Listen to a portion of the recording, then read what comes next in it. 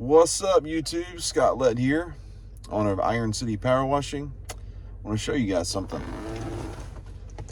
Brian from Ohio, owner of Rubber City Power Wash, sent me this flexible suction phone mount.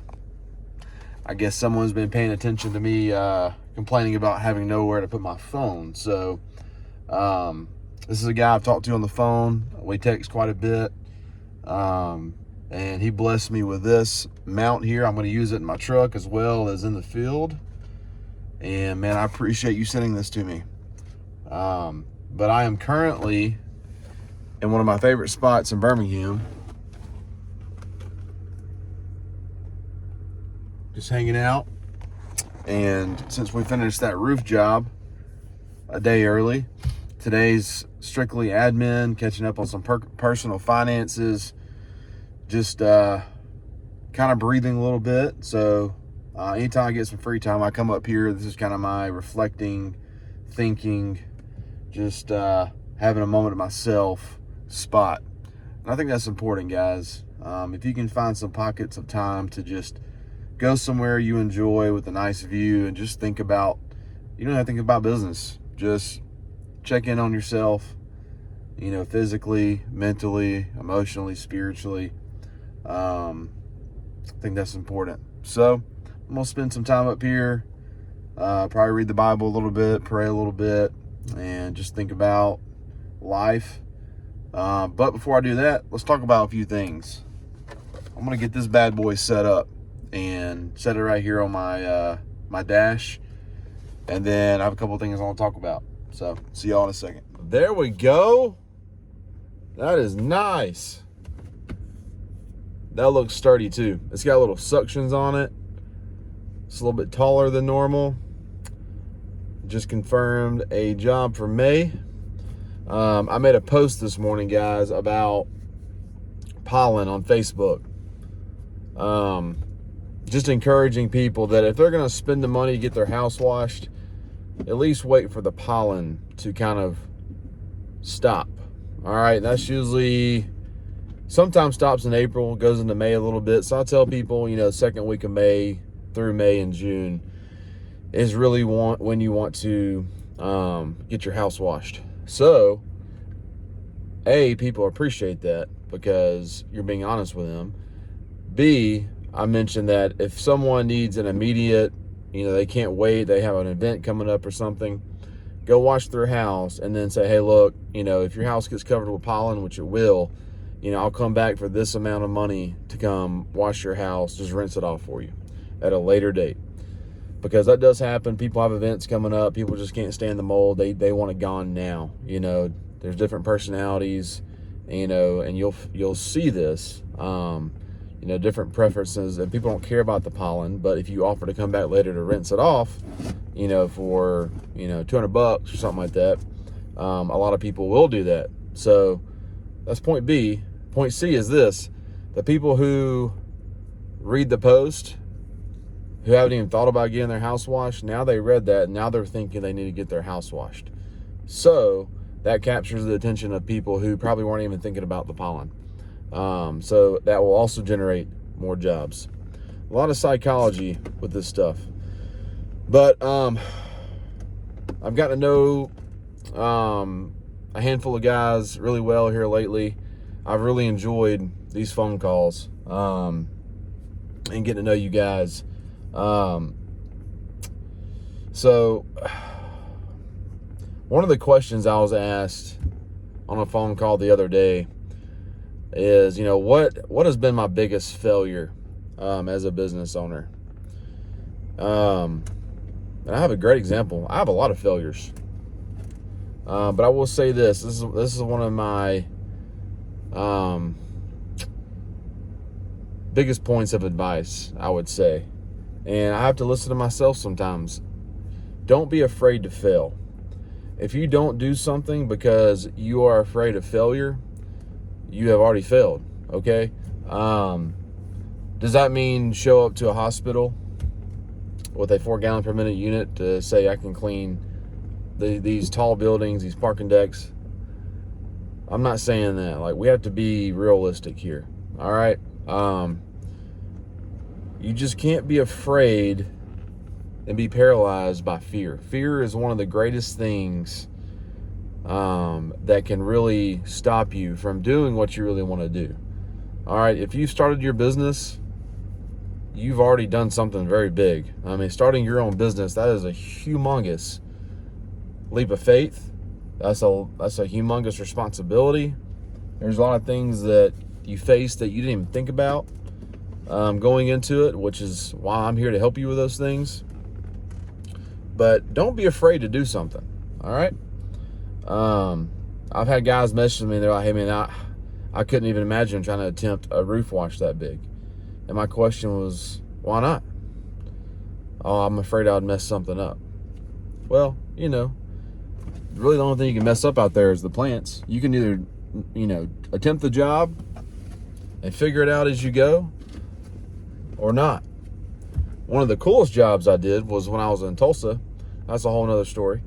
I lived in Tulsa for a year and a half, 2 years, I think, and had a wash business there. But I landed this $12,000 window cleaning job at this humongous school. I knew nothing about windows.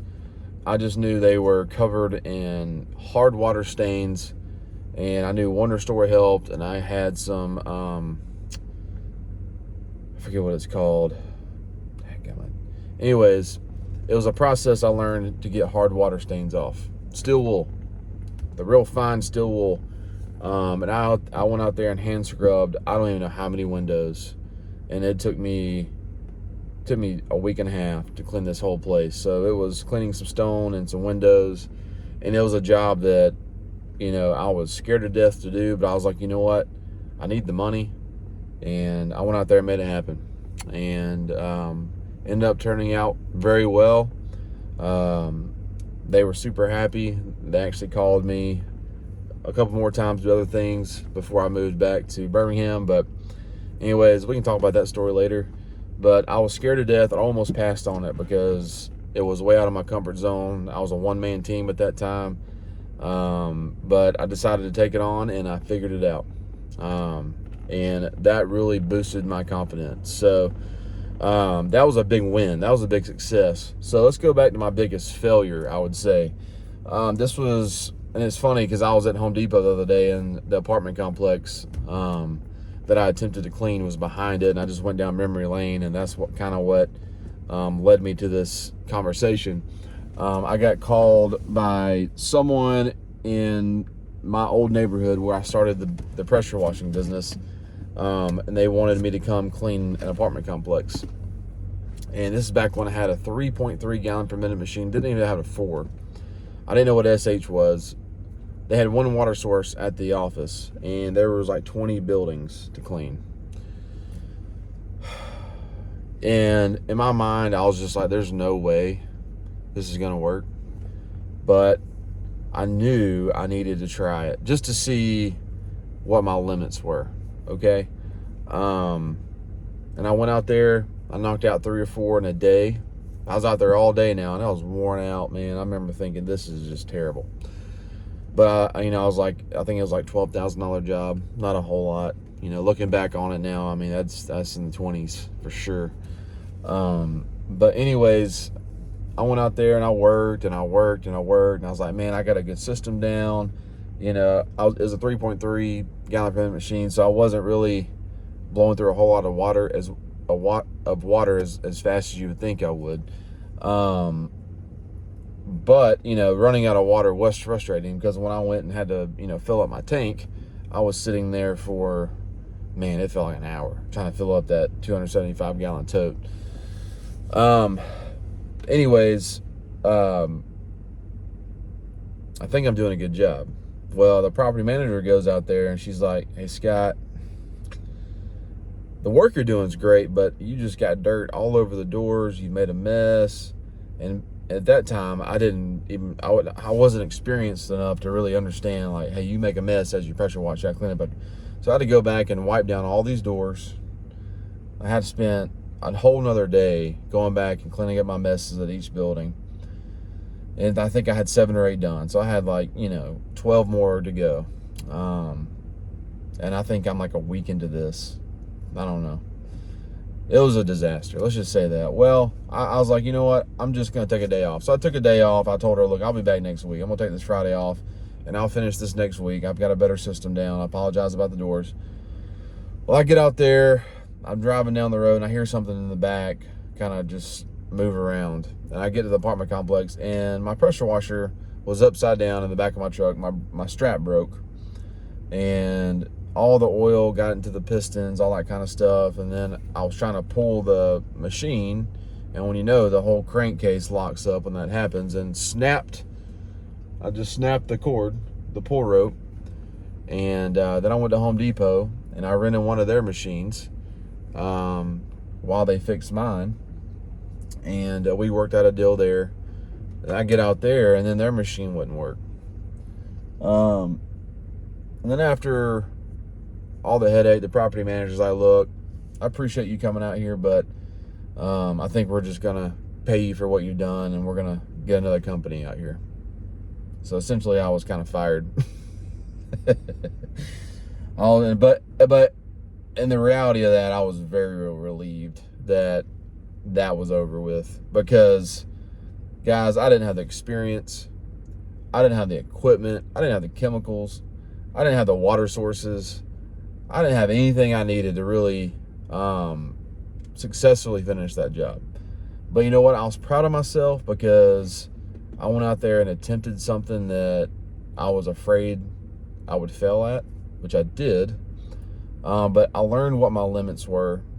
I went and researched, on YouTube, how to clean apartment complexes. And I think along that research is when I discovered SH. Once I discovered SH, I learned about 4 gallon per minute machines and 5 gallons and downstream injectors. I really started doing some digging, because I took it personal. I was just like, man, I just got my what kicked.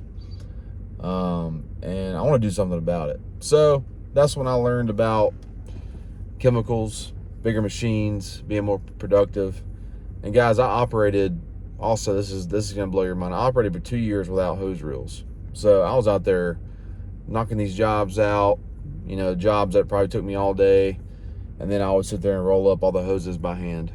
So there's another guy I'm talking to right now, like, he texted me this morning saying, man, I'm working 10-hour days by myself, grinding, his body hurts. I'm just like, man, I know, bro, I've been there, I get it. I mean, those first few years where you really can't afford to have a whole lot of help, and you're out there just doing it all yourself, I mean, those days, you're going to appreciate those days, and you're going to look back and be very proud of yourself, because you're out there grinding, you're doing all these things by yourself.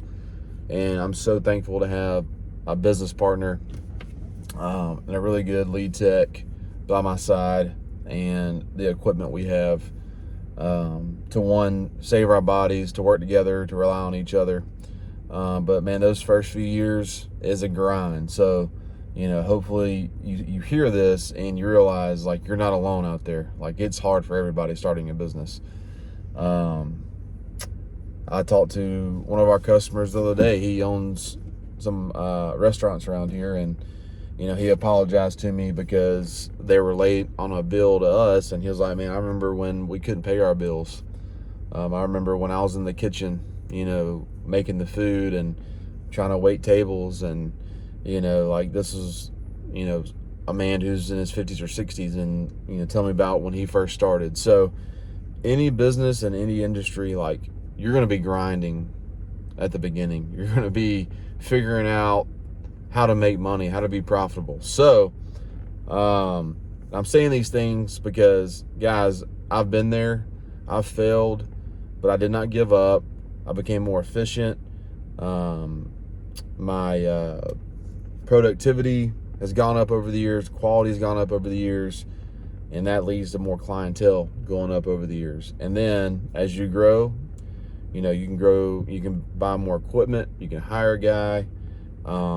That way you're making even more money, you're saving your body, and that will allow you to go build business. So I have failed in the past. That's just one example, guys. I've got plenty more to tell you guys about, but that was probably my biggest failure as a business owner. But it's Friday. I'm going to sit here and reflect for a little bit, and then I'm going to go to a coffee shop, one of my favorite places.